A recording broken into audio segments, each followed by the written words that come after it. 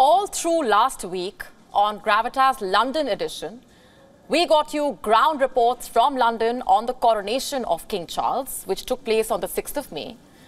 We told you all about the preparations, the sentiment on the ground, the anti-monarchy protests, the Not My King movement, also the questions that have been raised over spending millions on a ceremony at a time when the UK has been dealing with a cost of living crisis. And just as the coronation fever starts to fade, King Charles III faces fresh challenges. Remember, he is not just Britain's king, he is also the monarch of 14 Commonwealth realms. But many of them are no longer under the spell of monarchy. Queen Elizabeth's days were different, you see, but now King Charles is on the throne and some countries are crying, "Not my king." And which countries are these? To begin with, there is St. Vincent and the Grenadines. Prime Minister Ralph Gonsalves wants to see his country dump the monarchy.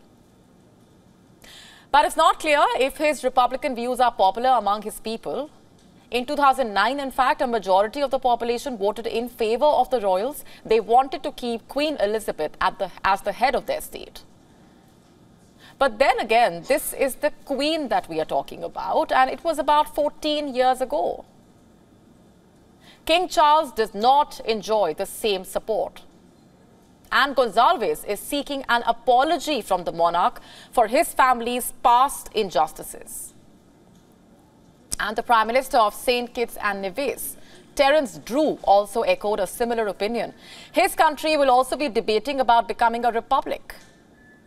The Premier claims St. Kitts and Nevis cannot be totally free until it breaks its links with the British monarchy. You see, in 1623, St. Kitts became the first successful English colony in the Caribbean. Neighbouring Nevis also met the same fate. This was in 1628. Sugar cultivation was established on both islands, and they were called the mother colony of the West Indies. The English enslaved people of St. Kitts and Nevis to work on sugar plantations. The country got rid of British rule in 1983, but it remained part of the Commonwealth and retained the British monarch as the head of state. And on the eve of the coronation, Jamaica and Belize also announced similar intentions. In fact, the Belizean Premier, Johnny Bresseno, said that it was quite likely that his country would be the next Commonwealth country to become a republic.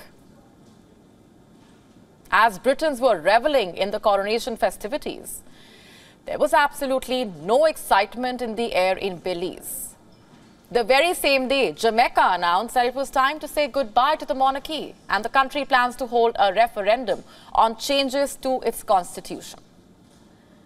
The government stressed that time had come for the country's future to be in Jamaican hands. And it's not just the Caribbean, by the way. Other Commonwealth countries have expressed similar views as well. Look at this, Lord Ashcroft poll. It shows what the countries actually think of the monarchy. Many want to remove the king as the head of state and become a republic.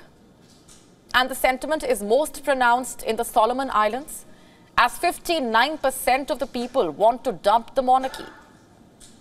And then there is the Bahamas, with 51%, Jamaica 49%, Canada and Antigua and Barbuda at 47%, Papua New Guinea and St. Kitts and Nevis at 45%, Belize at 43%, and Australia and Grenada with 42% of the people wanting to sever ties with the monarchy.